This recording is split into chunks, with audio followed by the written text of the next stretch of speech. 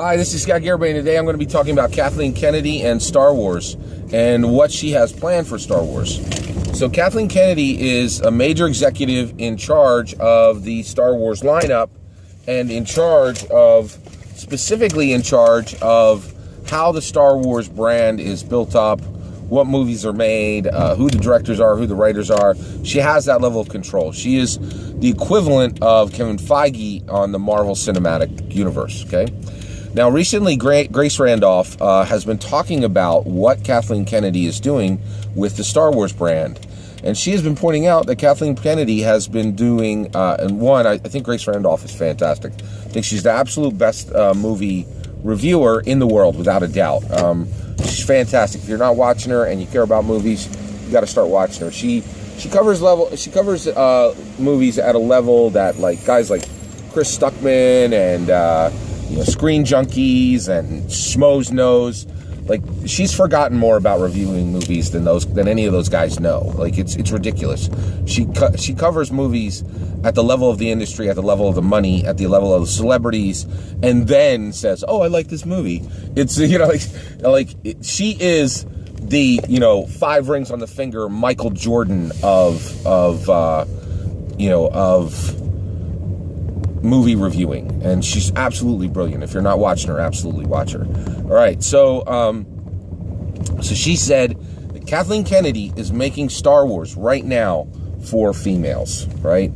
And that's her main focus. Of course, anybody can watch, but she is really trying to drive strong female protagonists in every film and to build a brand so that what has never happened before will happen. And that is the reason why Kathleen Kennedy is going down this road. Is there's never been a single Star Wars movie where more women saw it than men, okay, during its release. Not once. And on some of the movies, the numbers were skewed very heavily male, okay? And so generally, the intellectual property of Star Wars has been specific to males, or more specific to males than females. And Kathleen Kennedy wants to fix this, right? Now, actually, here's the issue.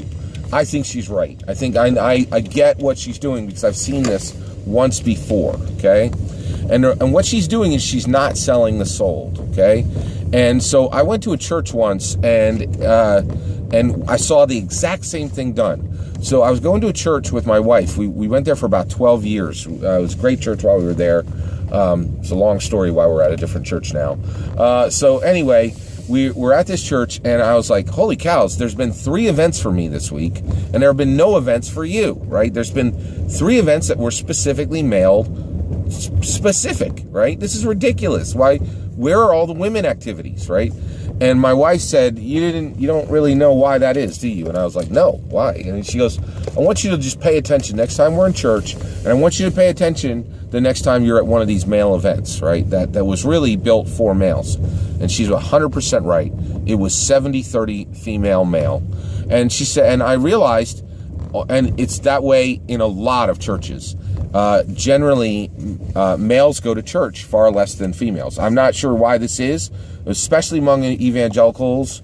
It's an absolute, it's almost across the board, okay? And, I was like, that's strange, right? And so she said, so the reason this church, now at our church, it was probably 60-40. And the reason why was they were constantly doing things that would make going to church more attractive to males. And I said, well, that's not fair to you. And she said, and my wife said, it is fair to me. And the reason why is you have been more engaged in this church than any church we've ever been at. And I reap benefits for that you would never even guess. I couldn't list them on a single piece of paper if I was writing with a fine tip pen. Right? And I was like, what? And she's like, yeah, you going to church really helps me a lot. Right? So, and I was like, wow, okay. So, and so it was really strange. My wife was not getting the same level of activities at that church, but she was very happy at that church.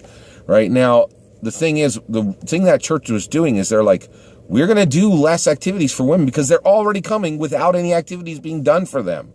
Right? And Kathleen Kennedy is right. If I did not mind Jyn Erso in that movie, and I didn't mind, seeing Rey as the primary protagonist, but the reality is, it wouldn't matter if Rey was a male or a female protagonist. To me, I'm there for the spaceships, the lasers, the Force, the Jedis, all that stuff. I'm already sold, okay? But, I have 2 daughters, and they're not as hyped as I am to go see Star Wars. So the fact that somebody's trying to open up the brand, Kathleen Kennedy is a brilliant lady. She's selling the unsold and not reselling the sold. So she's saying, hey, I already know that, guys are going to show up in this in larger numbers.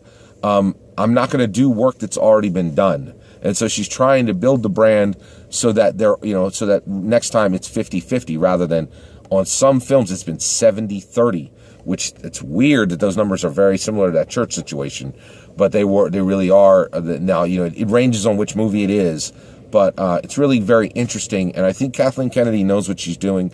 And the proof's in the pudding. Kathleen Kennedy has really delivered with Rogue One, amazingly delivered with Rogue One, and amazingly delivered with Force Awakens. And it looks like she's really delivering with Star Wars Celebration in 2017. She is just knocking it out of the park left and right. So I think she knows what she's doing. I think Grace is right about her intention. Really interesting situation. That's my take on it. Take care.